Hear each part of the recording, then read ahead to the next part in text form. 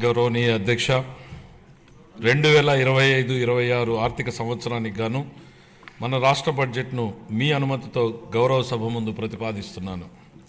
ఈ బడ్జెట్ను ప్రవేశపెట్టడం నాకు దక్కిన గౌరవంగా భావిస్తున్నాను. కానీ ఆర్థిక విధ్వంసకర పరిస్థితుల్లో బడ్జెట్ని ప్రవేశపెట్టడం అంటే ఎంతో క్లిష్టమైన అంశంగానే పరిగణిస్తున్నాం. క్లిష్టతరమని ఎందుకు అంటున్నామంటే ప్రతి శాఖలోనూ ఆర్థిక అరాచకం చేశారు గత పాలకులు. దీంతో ఆయా శాఖల్లోని లెక్కలను ఒక కొలిక్కి తీసుకురావడానికి చాలా శ్రమించాల్సి వచ్చింది. ఈ ఆర్థిక అరాచకమని మేం చెప్పడం కాదు, నీతి ఆయోగ్ తన నివేదికలో వెల్లడించింది.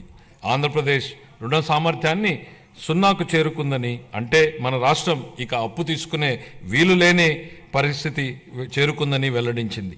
అంటే భారతదేశం మొత్తంలో అప్పు తీసుకునే శక్తి లేని ఏకైక రాష్ట్రంగా మన రాష్ట్రం మిగిలింది. ఈ పరిస్థితులలో బడ్జెట్ను ఎలా రూపొందించాలి అని తలలు పట్టుకుంటున్న స్థితిలో ముఖ్యమంత్రి గారు చెప్పిన మాటలే మార్గదర్శకంగా నిలిచే అధ్యక్ష. అణుదాడిలో విధ్వంసమైన హిరోషిమా నగరం లేచి నిలబడగా లేనిది ఆర్థిక విధ్వంసం జరిగిన ఆంధ్రప్రదేశ్ను తిరిగి నిలబెట్టలేమా అన్న మాటల స్ఫూర్తితో ఈ బడ్జెట్ రూపొందింది అధ్యక్ష. గత ఏడాది మన రాష్ట్ర ప్రజలు ఎన్డీఏ కూటమిపై విశ్వాసం ఉంచి నవశకానికి నాంది పలికారు. రాష్ట్ర ప్రజలు ఈ అపూర్వమైన తీర్పుతో ఈ రాష్ట్రాన్ని సరైన మార్గంలో నడిపించి వారి ఆకాంక్షలను నెరవేర్చాల్సిన గురుతర బాధ్యతను మా ప్రభుత్వానికి అప్పగించారు.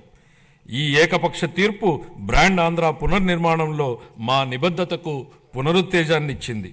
గత ప్రభుత్వం తమ 5 ఏళ్ల పాలనలో సామాన్యులు ప్రశాంతంగా బతకలేని భయానక మరియు అభద్రతా వాతావరణాన్ని సృష్టించింది. గత పాలకుల పాలనంతా నిర్లక్ష్యం, విధ్వంసం, భావితరాల భవిష్యత్ వినాశనంగా వర్ణించవచ్చు. ఈ విషయాన్ని మనమందరం నిరంతరం గుర్తుపెట్టుకోవాలి.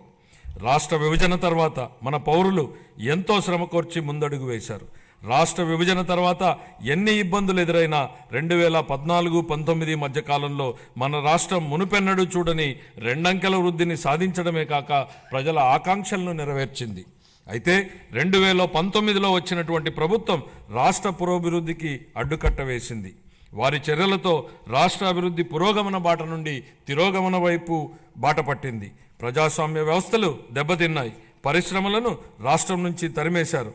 యువత దిక్కుచోతని స్థితికి వెళ్ళింది. రాష్ట్ర ఆర్థిక వ్యవస్థ కుదేలయింది.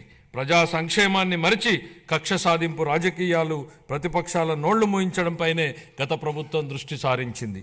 ప్రజాస్వామ్యంలో ప్రభుత్వ మార్పు అనేది ఒక సాధారణమైన విషయం. అయితే గత 5 ఏళ్ల అవినీతి, అసమర్థ పాలనలో ఎదుర్కొన్న కష్ట నష్టాల తర్వాత 2024లో రాష్ట్ర ప్రజలు తమ జీవితాల గురించి కాకుండా వారి పిల్లల భవిష్యత్తు కూడా ఆలోచించి ఇచ్చిన ఈ అద్భుతమైన తీర్పు 93% సీట్లు, 57% ఓట్ల అసాధారణ మెజారిటీతో ప్రజలు వారి పిల్లల భవిష్యత్తు మరియు సంరక్షణ బాధ్యతలను మా ప్రభుత్వానికి అప్పగించారు.